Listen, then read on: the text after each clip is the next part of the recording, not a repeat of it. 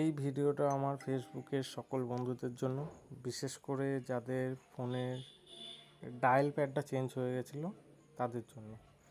তা আমার ফোনের ডায়াল প্যাডটাও চেঞ্জ হয়ে গেছিলো, আমি ঠিক করে নিয়েছি। তা তোমরা কীভাবে ঠিক করবে সেটা আমি তোমাদেরকে এখন দেখাচ্ছি।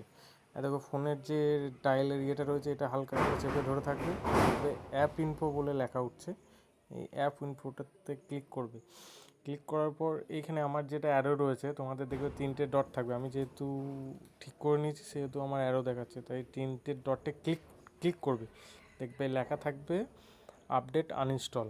তা তোমরা যখনই ক্লিক করবে দেখবে আপডেট আনইনস্টল করে দিলেই কিন্তু তোমাদের যে পুরনো ডায়াল প্যাডটা ছিল সেই পুরনো ডায়াল প্যাডটা আবার পুরোনায় ফেরত চলে আসবে।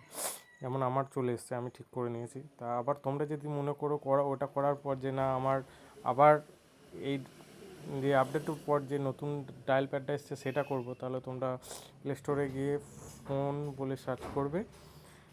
এই লোগোটা যে ফোনের আসবে, ফোনটাতে ক্লিক করলে এখানে আপডেট যে অপশানটা দেওয়া রয়েছে এটাতে ক্লিক করবে।